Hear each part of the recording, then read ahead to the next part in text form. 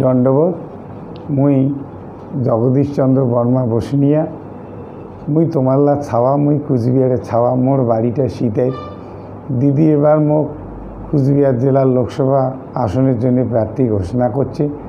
মুই তোমাল্লা সবার কাছে আটুস করম, মোর কাকা কাকি, দাদা বৌদি, দিদি বনু, আবু আজু, ঠাকুরদা ঠাকুমা যারা আছেন, মোক নিজে ছাওয়া মনে করি, কাং ভাইস্তা মনে করি, কাং ভাই মনে করি। আগিলা 19 এপ্রিল সকালে মোক জোড়া ফুল চিহ্নত ভোট দিয়ে মোক জয়ী করবেন।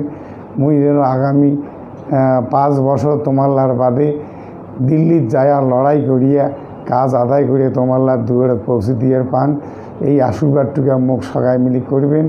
মুই তোমারে ছাওয়া, মুই তোমারে ভাইস্তা, মুই সকারের কাছে এই আবেদন আটুস করম, সবাই মোক আশীর্বাদ করবেন, মুই যাতে জয়ী হয়ে তোমাল্লার সবার জন্য কাজ করি পান।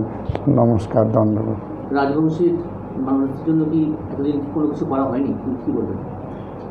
এতদিন ধরে আমার রাজবংশী মানছিলাক বিজেপি বারে বারে খালি ভোটের সময় আসিয়া কয় আলাদা রাজ্য করে দিব, কখনো কয় কেন্দ্রশাসিত অঞ্চল করে দিব, কখনো কখনো ফির কয় কি যে আমার রাজবংশী ছাওয়ালার সেনাবাহিনীর চাকরি দিয়ে নারায়ণী রেজিমেন্ট করি চাকরি দিবে।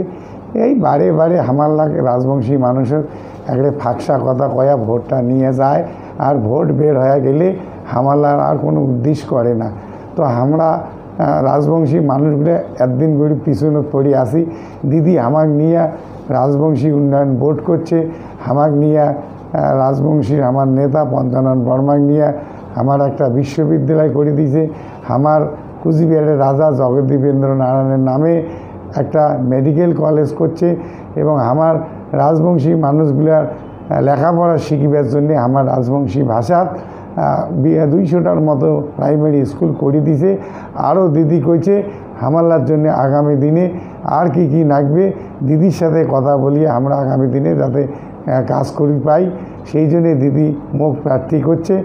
মুই সবার কাছে এই আবেদন করম, দিদি যে আমার কথা দিয়েছে আগামী দিনে আমার রাজবংশী মানুষগুলোর সাথে কথা কয়া আমার যে যে জিনিসের দরকার আছে সেই জিনিসগুলো যাতে আমাকে দেয়, এই বাদে সবাই মিলি মোক ভোট দিয়ে আশীর্বাদ করি জয়ী করবেন। দিদির সঙ্গে কথা কয়া দিল্লির পার্লামেন্টের দাঁড়িয়া রাজবংশী মানসিকগুলোর জন্য মুই লড়াই করিম, তোমরা মোর সবাই সাথ দিবেন। আগামী দিন আমার জয় হবে, রাজবংশী মানুষের জয় হবে। নমস্কার সবাইকে।